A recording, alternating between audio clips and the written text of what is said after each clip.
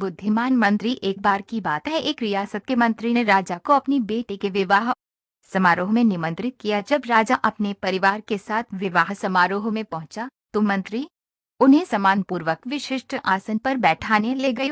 तो मंत्री ये देखकर बहुत लज्जित हुआ कि एक सफाई कर्मी वहां बैठा हुआ था। उसने सफाई कर्मी को सभी के सामने वहां से उठा फेंका और उसे बहुत डांटा। सफाई कर्मी ने बहुत अपमानित महसूस किया और बदला लेने की योजना बनाने लगा। अगले दिन सुबह जब वह राजा का कक्ष साफ कर रहा था, तभी वह जानबूझकर बड़बड़ाया, राजा कितने नादान हैं, उन्हें ये पता ही नहीं कि रानी और मंत्री के बीच क्या चल रहा है। राजा आधी नींद में था। ये क्या बकवास कर रहे हो? उसने पूछा। महाराज, मैं पूरी रात सो नहीं पाया, मैं तो नींद में बड़बड़ा रहा था, सफाई कर्मी जवाब में बोला। हालांकि उसकी बात सुनकर राजा के मन में संदेह के बीज पड़ गए थे।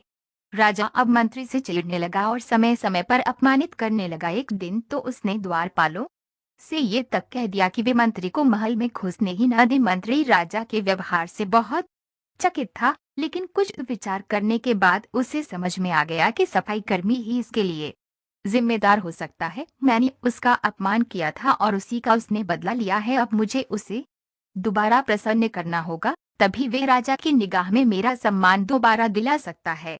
मंत्री ने सोचा। एक दिन उसने सफाई कर्मी को अपने घर भोजन पर आने का निमंत्रण दिया और कहा, मेरे दोस्त, मुझे क्षमा कर दो, मैंने तुम्हारा अपमान किया था, मुझे गलती का एहसास हो गया है। इन सुंदर कपड़ों को उपहार के रूप में ग्रहण करो, चलो मेरे साथ भोजन करो। सफाई कर्मी प्रसन्न हो गया। वह सोचने लगा, मंत्री तो अच्छा आदमी है, मैंने ही उस दिन गलती कर दी थी।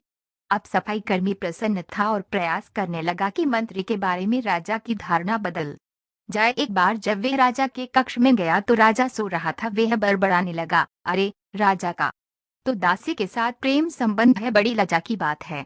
राजा ने उसका बड़बड़ाना सुना तो उठकर बैठ गया। राजा ने सफाई कर्मी को बहुत डांटा। सफाई कर्मी बोला, क्षमा कर दे महाराज, मैं पूरी रात सो नहीं पाया, इसलिए दिन में ही नींद में बड़बड़ा रहा था। राजा को अपनी गलती समझ में आ गई। इस तरह की अफवाह के चक्कर में आकर उसने अपने बहुत अच्छे सलाहकार की अनदेखी शुरू कर दी थी। राजा ने मंत्री को बुलाया और दोनों फिर से मित्र बन गए। मैं आपका अपना प्रदीप कुमार आपके लिए ऐसी इंटरेस्टिंग स्टोरी लेकर आता रहता हूँ। अगर आप हमारी स्टोरी पसंद आई है तो हम वीडियो को लाइक करें, कमेंट करें और ज़्यादा से ज़्यादा शेयर करें। और ऐसी नई नई इंटरेस्टिंग स्टोरी के लिए हमारे चैनल को सब्सक्राइब करें।